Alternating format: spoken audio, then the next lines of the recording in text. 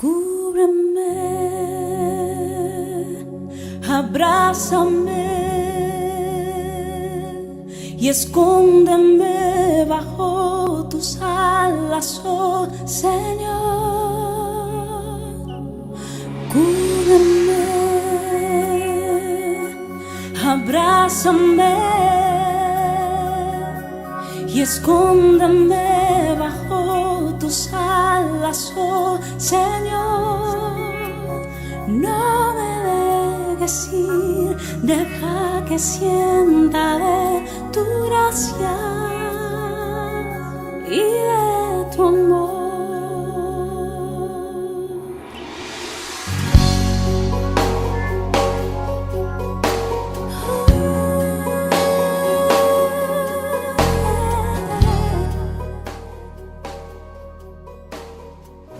Muy buenas tardes, queridos amigos de este programa, Sembrando Esperanza. Como siempre digo, es un sábado más con vosotros, o un domingo o un martes, depende del día que tú nos sintonices y desde dónde nos sintonices también. Quería felicitarles. ¿Por qué? Porque de alguna manera vosotros, con vuestras intervenciones y llamadas o peticiones de libros, nos animáis a continuar haciendo este programa, tratando de llevar pues ese grano de esperanza a un mundo que se hunde en su propia miseria, en su propio dolor, en su propio raíz de engaño prácticamente, su falsa esperanza, que es la que nos están dando mucha gente cada día.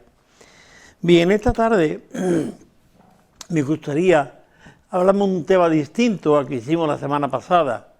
La semana pasada nos paramos a hablar de la parábola del hijo del buen samaritano. ¿Se recuerda? Quizás lo han visto el programa o lo tienen en su Biblia. Hablábamos del buen samaritano, aquel hombre que fue, no sabemos de qué país era, pero creemos que era judío, y fue de alguna manera atracado por unos bandidos y le robaron, le pegaron y le dejaron medio muerto tirado en la cuneta. Bien, no voy a contar la historia ahora, pero sí pasó a un hombre que era de Samaria y que no era muy amigo de los judíos, ni los judíos amigos de ellos tampoco. Y este hombre atendió a este herido que estaba en la cuneta tirado. Bien, hoy nos vamos a parar en otro tema distinto. ¿Por qué razón? Porque lo mismo que la parábola de buen samaritano marca un hito en la historia y en los evangelios, porque Jesús hace una invitación muy directa a ellos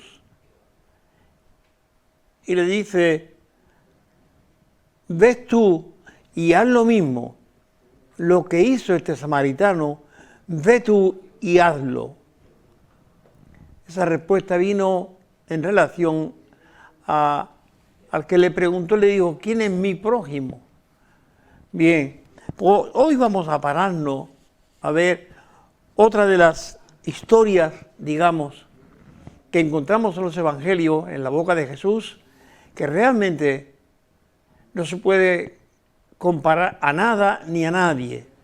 Ni nadie se ha atrevido a hacer lo que este hombre hizo o dijo. Vamos a pararnos a ver en Lucas capítulo 11 y Mateo capítulo 6, versículo 9 al 13. Me estoy refiriendo a la oración del Padre Nuestro.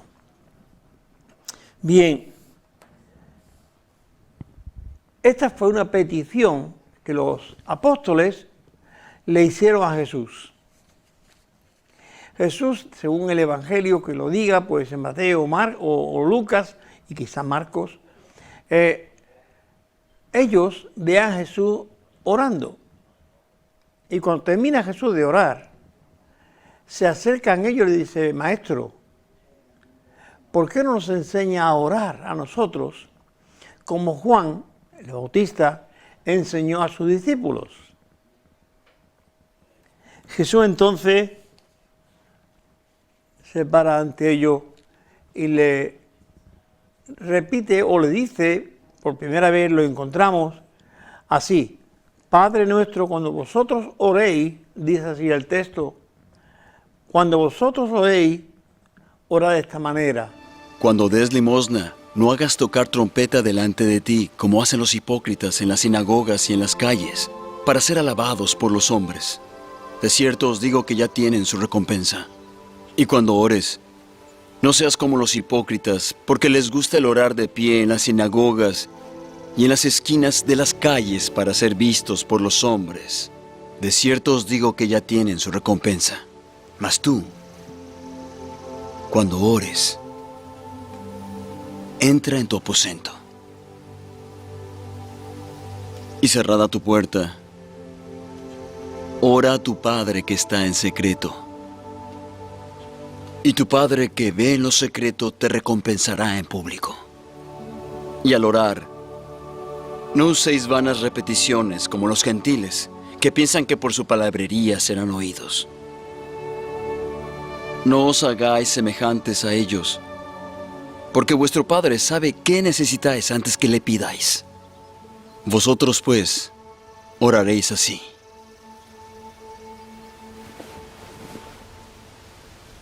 Padre nuestro, que estás en los cielos, santificado sea tu nombre, venga tu reino, hágase tu voluntad como en el cielo, así también en la tierra. Danos hoy el pan nuestro de cada día.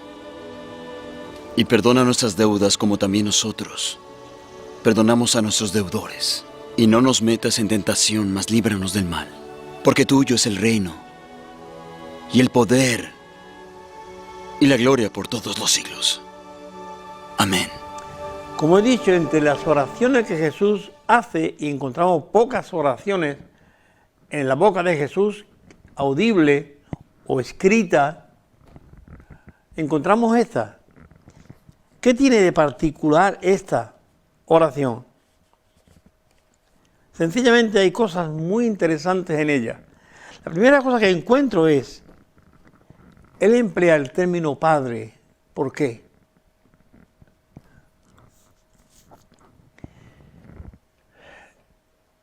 El pueblo de Israel hablaba de Padre Abraham. Abraham era el padre del pueblo de Israel. Y así ellos lo reconocían. Nuestro padre Abraham nos enseñó, nuestro padre Abraham nos dio. Y así sucesivamente encontramos esa expresión en los evangelios. Jesús quiere hablar otro tema, no distinto, pero sí quiere hablar no del pueblo de Israel, sino de la familia. Ahora, Abraham era el padre del pueblo. Dios, el Padre, es el Padre de la iglesia. Jesús, cuando dice Padre nuestro, está poniéndose al lado de los discípulos, diciendo, orando él a su Padre, como cuando yo oro a mi Padre. Sí, cuando yo oro a mi Padre, le digo Padre. Bien, en esta expresión, ¿qué encontramos con la expresión de Padre? Padre es un término, y madre es un término muy usado y que ambos conlleva casi los mismos detalles.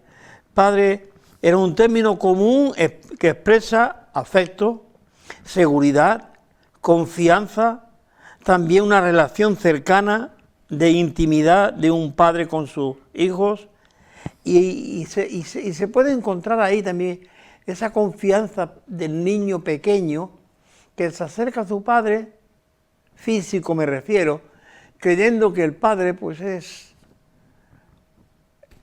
todo para él. Y efectivamente así es. Para un niño pequeño, su padre es todo. Es su protector, es el que lo cuida, el que lo alimenta, el que lo lleva, lo trae. Sí, para un niño pequeño, su padre o su madre es todo, lo máximo. Bien, ¿por qué usa Jesús este término? Porque la iglesia ya no es el pueblo de Dios, es la familia de Dios. Y cada familia tiene un padre, tiene un progenitor. No hay una familia que no haya un padre o un progenitor de ahí delante, que es el que los cuida, los lleva, los trae, los mantiene. De ahí que cuando el pueblo de Israel hablaba con Jesús, hablaba de Padre Abraham, porque era el progenitor de todo el pueblo de Israel. Ahora, ¿quién es el progenitor de la iglesia?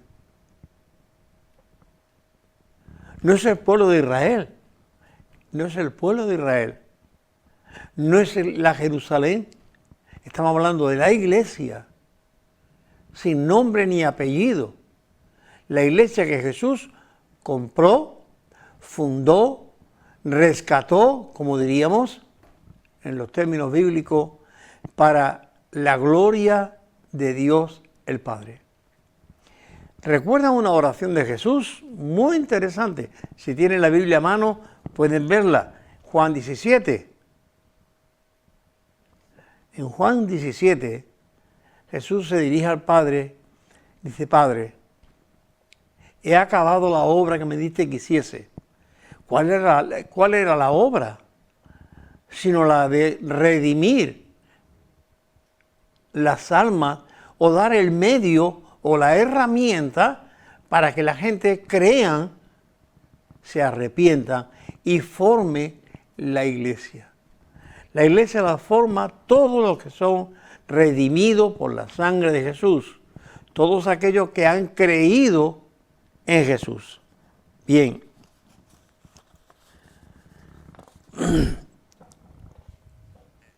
Hay un texto muy bonito, no sé si lo vais a tener por ahí, pero lo tenemos en Isaías 64, y dice así el texto: ahora pues, Padre, ahora pues, Señor, tú eres nuestro Padre, nosotros barro, y tú el que nos formaste. Así que obra de tus manos somos todos nosotros. Esas son las palabras que Isaías le está expresando a Dios. Ahora, pues, Señor, tú eres nuestro Padre, y nosotros barro, y tú el que nos formaste. Así que obra de tus manos somos. Luego el salmista David sigue argumentando el mismo tema en el Salmo 119, verso 73, y dice: tus manos me hicieron, tú me formaste en el vientre de mi madre. Salmo 139, el salmista insiste en la misma idea: Dios mío, tú fuiste quien me formó en el vientre de mi madre, tú fuiste quien formó cada parte de mi cuerpo. Soy una creación maravillosa tuya. Por eso te doy gracias, dice el salmista. Bien, es interesante considerar esto. Ya el salmista, y se está usando una ilustración muy clara que todo el mundo conocía. Ya nosotros lo hemos perdido eso, aunque yo recuerdo de los alfareros que hacían los ladrillos aquí en Sanlúcar, y el Lebrija nos hacían los cántaros, los botijos, las macetas y todo esto. Yo recuerdo haber visto estos alfareros con sus manos darle forma al barro para hacer la herramienta o el envase que yo tuviese en mente. Es una cosa interesante también que quiero ver aquí. Padre nuestro. Cuando yo oro, estoy hablando Padre. Y no estoy hablando tanto como individuo, como Pepe, sino como la iglesia de Dios, como el pueblo de Dios. Yo soy parte de una familia. Padre, aquí está tu familia. Esta es tu familia. Y tu familia clama a ti. Padre nuestro. ¿Quién es mi Padre? Una cosa muy interesante, y es que ustedes pueden ver, los niños, nuestros hijos, a veces se parecen a nosotros, otras veces no le vemos de ninguna manera un parecido a nosotros. Pero la gente, curioso esto, la gente que ven a nuestros hijos, al cual yo creo que no me parezco, o ellos se parecen a mí, pero la gente dice, tú eres hijo de, tu padre es, o tu madre es. ¿Qué hay en nosotros que la gente no se identifica con una familia, con un padre? Ahora, si yo creo en Dios, si yo tengo a Dios como mi padre, ¿en qué ve la gente que yo soy un hijo de Dios? Porque yo le digo Padre mío o Padre nuestro. Por esto la gente me identifican como hijo de Dios. ¿Sabía? Esta oración de Jesús se ha tomado como modelo para repetirla 1000 veces o millones de veces, a veces hasta sin sentido. No es una oración para ser repetida, es el principio, es la base de la cual yo arranco. Y me acerco a Dios creyendo que es mi Padre, pero teniendo en mi mente todas las consecuencias de hijo y a Él todo el respeto de Padre. Sí, Dios se merece todo el respeto de nosotros. No es contar una historia y terminar y hasta luego, papá. No. Perdón. Esta oración, cuando Pablo habla de mí de ella,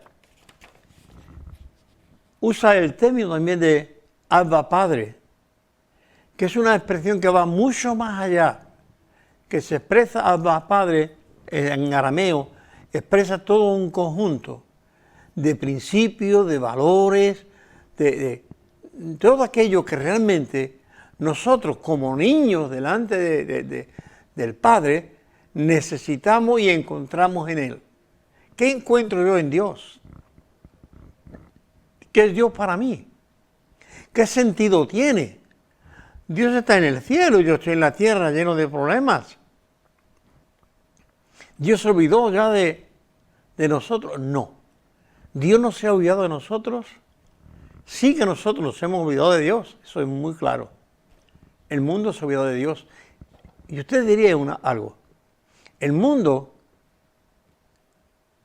está huérfano de Dios. Ha dejado a Dios. Vive como huérfano, sin contar con el apoyo del Padre, con la ayuda del Padre, sin la protección del Padre. Vivimos de un Padre religioso. Sí, todos tenemos un Padre religioso. Pero realmente, ese Padre religioso, ¿a dónde nos lleva? Ese Padre religioso nos lleva muchas veces a un sinsentido, porque repetimos ese Padre nuestro como un papagayo, y no es esa la manera. Cuando encontramos en el Salmo 119, versículo 73, mano me hicieron y me formaron. Bien, podemos decir lo que queramos si no creemos en Dios. Si tú no crees en Dios, puedes decir de Dios lo que tú quieras, pero darte cuenta que las consecuencias están ahí. Dios es, aunque tú no lo quieras creer, tu hacedor, tu creador, el que te formó, como dice el Salmo, el que me formó en el vientre de mi madre. Otra expresión de David, tú formaste mis entrañas. Si cada detalle de mi cuerpo fue formado por Dios, por una sabiduría muy superior a la de mis padres físicos. Me dieron un ADN de Dios, aunque tengo el de mis padres físicos. Pero yo tengo en mi corazón un sentir de buscar a Dios, de buscar a ese que me creó, a ese que me dio un sentir. Seguimos viendo al Padre Nuestro. Además, otra cosa interesante es Padre Nuestro que está ¿dónde? Padre Nuestro que estás en los cielos. Curioso. Jesús ha dicho, creo que en el Evangelio de Mateo, creo que es, dice, a nadie llaméis Padre en la tierra, porque uno es vuestro Padre, el cual está en los cielos. Ve la importancia que Jesús le da al término Padre. Yo no puedo llamarle Padre a cualquiera, Padre espiritual me refiero, Padre físico yo tengo el mío, o ya no lo tengo porque el Señor se lo llevó, pero mi Padre lo he tenido aquí. Ahora, el Padre espiritual, Padre que dirija mis sentimientos, mis emociones, mis capacidades, ese es mi Padre espiritual, en ese que yo creo, en ese que yo espero, en ese que yo confío, en ese que cada mañana, cuando te despiertas, sabe que tiene un día que te ha regalado Dios, que te ha regalado un día. Mi Padre está en los cielos. No es un Padre, no es un Dios que está ahí de manera estética. No, es un Padre que está vivo, que tiene un corazón y palpita por ti, que tiene una mano y te la extiende y te ayuda. Dios no es una idea, Dios no es una filosofía, Dios es una creencia que tú experimentas día a día si crees en Él. Si no crees en Dios, pasará olímpicamente, pero traerá sus consecuencias. Si te olvidas de Dios, traerá sus consecuencias y tú lo vas a experimentar. Si no tiene a Dios en cuenta, ¿verdad? Bien, cuando nos criamos en un hogar donde el padre o la madre o los dos se llevan en bien y tienen un buen matrimonio, buenos padres, de verdad que aprendemos de ellos. ¿Qué hemos aprendido de ellos? ¿Qué aprendimos de nuestros padres? ¿Qué recordamos de nuestros padres? Si es que ya no están. ¿Te acuerdas de ellos? ¿De aquellos detalles que tuvieron contigo? ¿De aquellas cosas buenas? Bien, pues cuando tú te acuerdes de Dios, piensa que Dios te ha dado lo que tú eres. Y por eso tiene derecho a decirle Padre nuestro o Padre mío. Tú eres mi Padre, porque como dice el salmista Isaías, somos tus hijos. Tú eres mi Padre, tú me formaste como barro y me diste forma. Hay el libro de Ezequiel, creo que es, que nos habla de la casa del alfarero. Una historia muy conocida. Hoy el alfarero se ve ya en algunos programas de YouTube y poco más.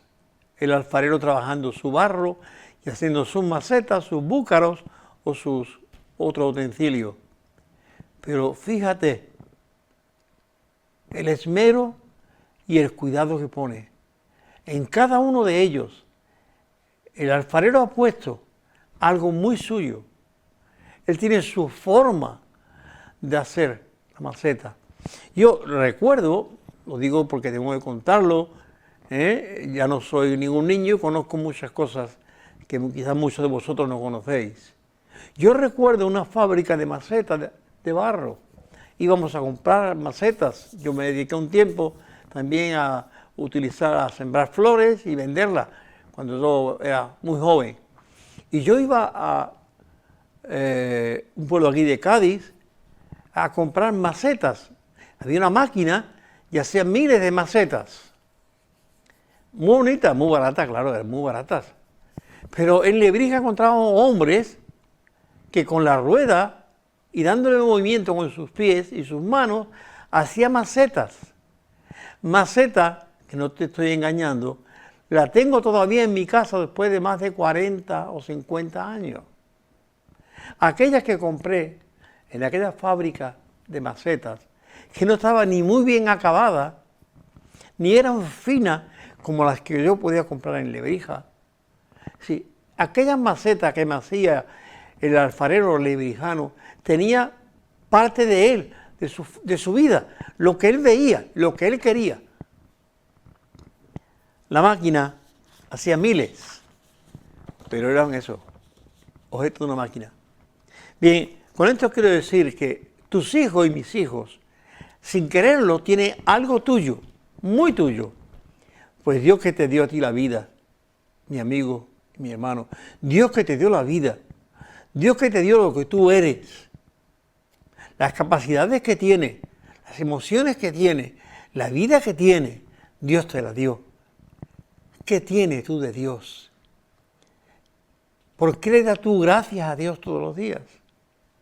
Párate y recuerda que Dios cada día te da tu oxígeno para que tus pulmones respiren cada día, para que tu corazón lata cada día, para que tú te puedas levantar con fuerza todos los días para hacer tus faenas, tus trabajos o cuidar de tus hijos. Sí, esto lo hace Dios. Hay un momento muy interesante, y esto también es bueno que lo sepamos. Jesús se encuentra con un hombre muy religioso, es cierto, como muchos hoy, hay gente hoy muy religiosa, yo no estoy criticando a ninguno de ellos, pero sí digo, hombres y mujeres muy religiosos, que temen a Dios de esa manera que le han enseñado. No de la manera que Dios o que Jesús nos muestra en los evangelios, no. La manera que los hombres le han enseñado. Este hombre, que era profesor de, si quiere, vamos a llamarle un término más moderno, profesor de teología, enseñaba la ley del Antiguo Testamento, la ley de Moisés, la enseñaba al pueblo, desde los niños hasta los ancianos, cada semana en la sinagoga y en el templo. Este hombre, con inquietudes en su alma, con mucho conocimiento de la ley de Dios en su cabeza, pero con ciertas inquietudes en su alma, dado que él veía que Jesús de Nazaret hacía cosas que tenía que ser de Dios porque de otra manera no podía ser. Un hombre normal no hacía lo que Jesús hacía. Un hombre normal no podía mantener o dar de comer a 20.000 personas. Un hombre normal no podía hacer una pesca que llenara 3 barcos. Un hombre normal no podía decirle a un paralítico, levántate y anda, o corre. Un hombre normal no podía decirle a un ciego que viera, o decirle a un muerto, levántate y anda. Este hombre religioso, con mucho conocimiento de la ley de Dios, pero con ese contraste, porque este hombre, Jesús de Nazaret, no está con nosotros, con los que conocemos en profundidad la ley de Dios. Este hombre viene a Jesús y el texto aclara que vino de noche. Me estoy refiriendo al Evangelio de Juan, capítulo 3. Este hombre se llamaba Nicodemos, para más detalles. Y viene a Jesús y le dice, Maestro, sabemos que tú vienes de parte de Dios, porque nadie hace las cosas que tú haces, si no está Dios con él. Así que Dios está contigo, ¿por qué tú no estás con nosotros? Que conocemos la ley, que la enseñamos toda la semana en la sinagoga y en el templo. ¿Por qué tú no estás con nosotros? Jesús interrumpe a Nicodemo y le dice, Nicodemo, te es necesario nacer de nuevo. Nicodemo, tú tienes que nacer de nuevo, porque de lo contrario, tú nunca verás la gloria o el reino de Dios. Nicodemo se queda un poco parado. A mí, que soy maestro de Israel, A mí que he enseñado a cientos de judíos la ley judía, los caminos hacia Jehová. Tú me dices a mí que yo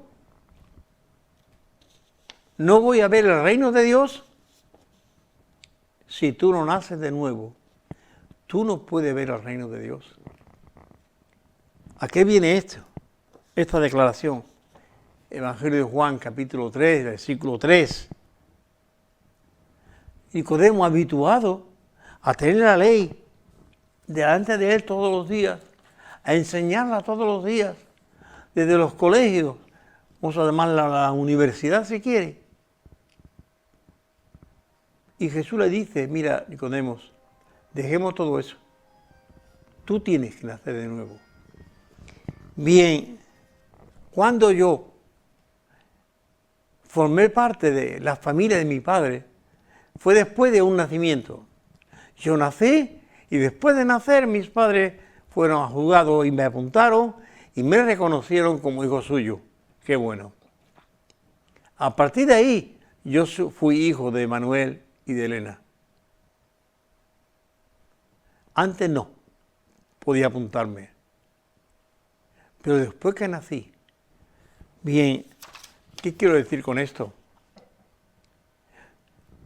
Si tú no naces de nuevo, el creer en Jesús, el creer en Dios, va mucho más allá de pertenecer a un pueblo. Con toda su cultura, con toda su historia, con toda su gracia o desgracia, no. Tú, desde que crees en Dios, desde que tú le entregas a Jesús tu corazón, tu voluntad, tu alma, tus pecados, desde ese día tú perteneces a ese pueblo de Dios que es llamada la iglesia. Desde ese día tú eres un hijo de Dios. El evangelista Juan en su capítulo 1, versículo creo que 11, 12, dice, a todos los que le recibieron, a todos los de su pueblo de Israel, que recibieron a Jesús en su vida, les dio el derecho de ser llamados hijos de Dios. Tú vienes a ser un hijo de Dios, no una criatura de Dios, no, un hijo de Dios. Eres una criatura de Dios, pero eres un hijo de Dios. Ahora que le has creído y que le has aceptado, y Él ha pedido que te limpie y te perdone. A partir de ahí, tú vienes a ser un hijo de Dios. Y es interesante, estaba pensando, hay obras de arte del pasado, algunas por ahí, que han sido identificadas y han encontrado, digamos, el artista que la pintó, por el estilo, la forma, el material que ha usado.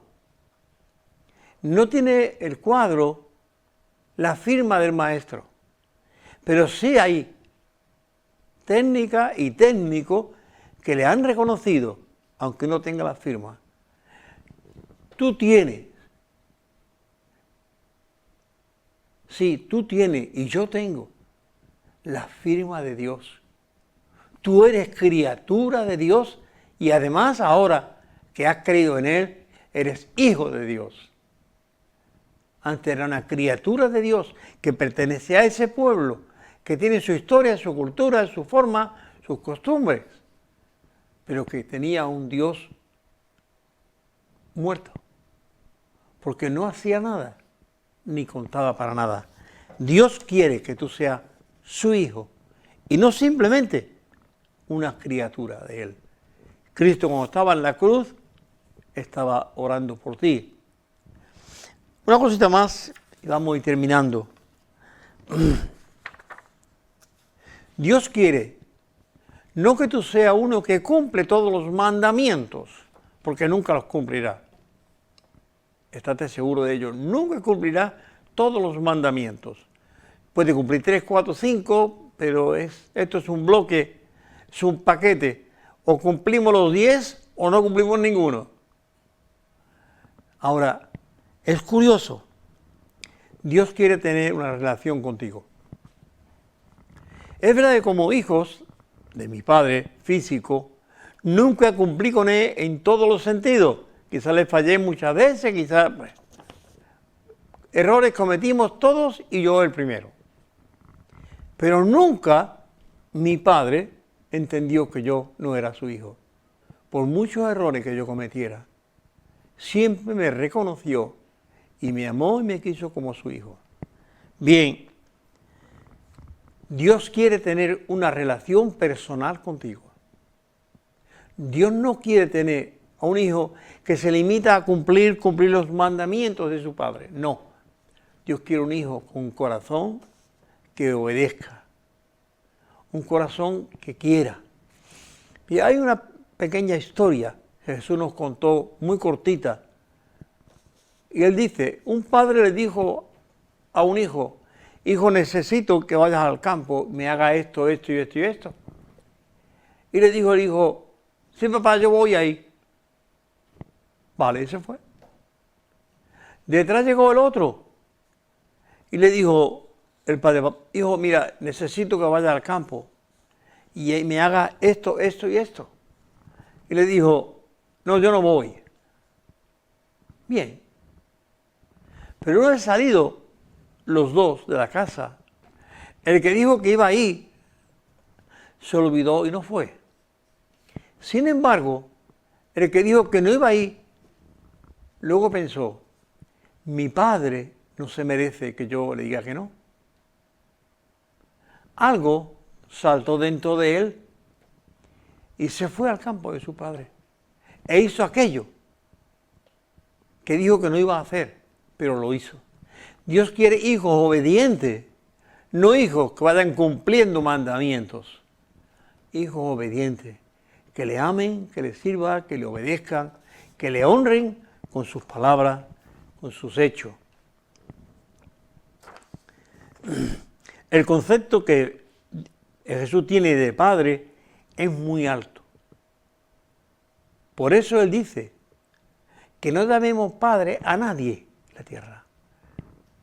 Lo citaba antes, decía en Mateo 23:9, no llaméis padre a nadie, padre espiritual para obedecerle. Padre espiritual hay uno y está en los cielos. Dios busca una relación contigo y no un cumplimiento, como he dicho. Ahora, fijaros, la semana pasada recuerdo que Jesús le dijo al samaritano, ve tú y haz lo mismo. ¿Cuál es el mayor de los mandamientos? Amarás a tu prójimo como a ti mismo. Vale. Ahora, ¿qué es lo que Dios quiere? Que tú ames a los demás como te ama a ti mismo. Ahora yo te pregunto, ¿en qué sentido y hasta dónde tú eres capaz de amar a Dios?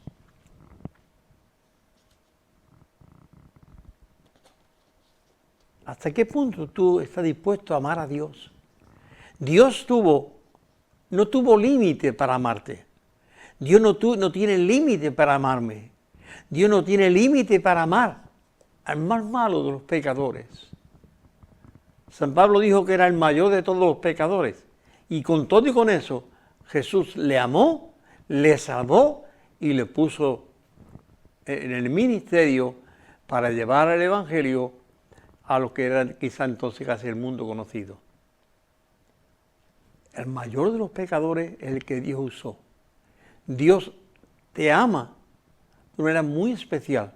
El concepto que Jesús tiene de Padre está muy alto. Porque estamos hablando del Dios del cielo. No estamos hablando de los padres que tenemos en la tierra, que todos cometimos errores. Todos cometemos muchos errores. Pero yo tengo un Dios en el cielo, al cual con toda la confianza me puedo acercar. Con esa confianza que yo tenía cuando tenía 6, 7 años, 5, y me acercaba a mi Padre. Creyendo que mi Padre me lo iba a solucionar todo. Solucionaba lo que podían solucionar. Pero el Dios que tengo en el cielo, el Padre que tengo en el cielo, me soluciona todos mis problemas.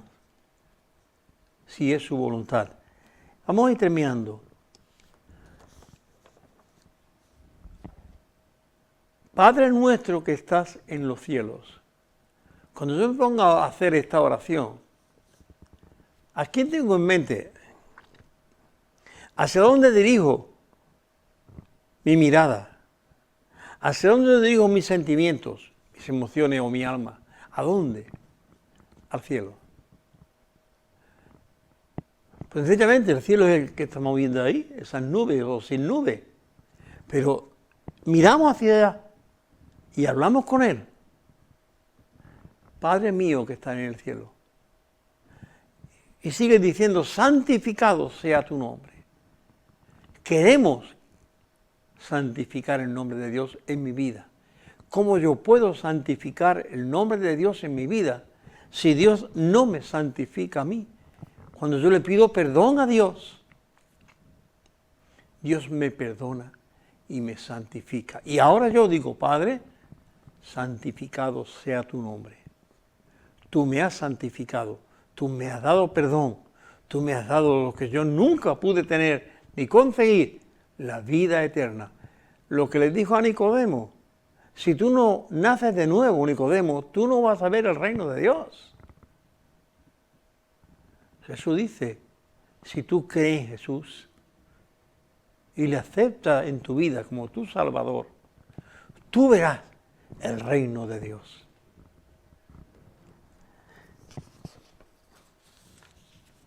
Me gustaría traer a tu mente solamente algo que está ahí, que no quiero dejar de decirte. Había un ladrón de los dos que acompañaba a Jesús en la cruz. Había un ladrón y le dijo, Señor, acuérdate de mí cuando vengas en tu reino. Este hombre creía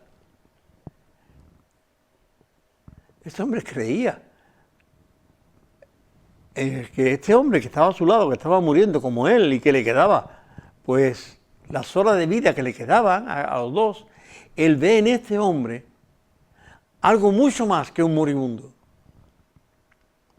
Cuando vengas en tu reino, Señor.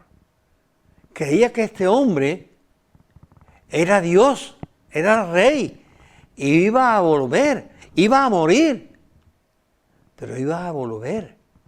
Acuérdate de mí cuando vengas en tu reino. ¿Cuál fue la respuesta de Jesús? Muy distinta a la que le dio a Nicodemo. Si tú no naces de nuevo, no verás el reino de Dios, le dijo a Nicodemo. A este hombre que le dijo, de cierto, muy seguro estoy yo de que hoy estaremos en el reino. De cierto te digo que hoy estarás conmigo en el reino de mi Padre. Ahora, ¿qué concepto tienes tú de Dios? ¿Es tu Padre? ¿Es algo más que ese Dios religioso que ya tiene? Que se puede quemar, que se puede caer, que se puede romper, que se puede, y necesitamos hasta un mantenimiento para que no se estropee. Mi Dios no se mantiene con mi mantenimiento. Mi Dios disfruta cuando yo le alabo, cuando yo le canto, cuando yo le echo estos piropos a Dios, cuando yo le obedezco y le honro. Sí, cuando le sigo, como su palabra me enseña. Te quiero dejar con una canción que encuentro por aquí, que te puede ayudar también a entender todo esto que te estoy explicando. Y nos veremos la semana que viene con otro programa. Recuerden, esta semana tengo este librito para ti, más pequeño que el otro, pero se llama La gratitud, el perdón. Es un libro pequeñito, pero muy bueno. Creo que puede enseñarnos muchas cosas. La gratitud y el perdón. Si lo quieres, llámame. Como también tengo la Biblia para ti. Tengo esta Biblia para ti. Pídemela. Y yo con mucho gusto te la voy a entregar.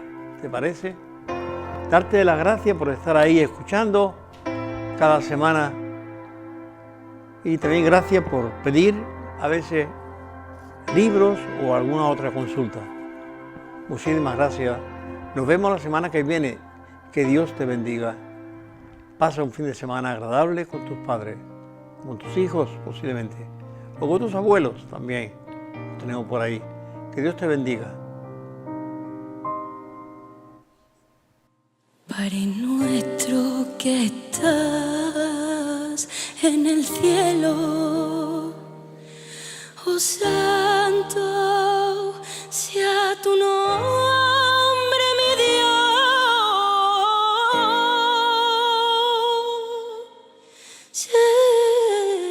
celestial, y que venga a nosotros tu reino y se haga por siempre tu gran voluntad, tu gran voluntad, y que venga a nosotros tu reino y se haga por siempre tu gran voluntad. Danos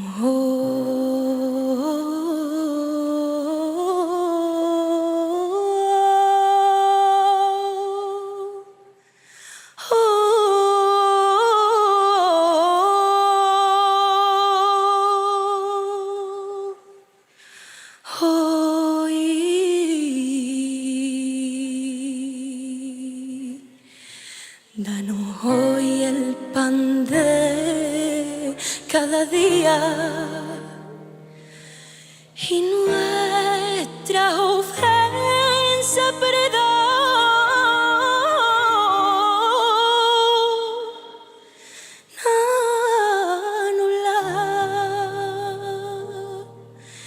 Que de tentaciones nos protejas y con tu gran fuerza líbranos del mal, líbranos del mal. Que de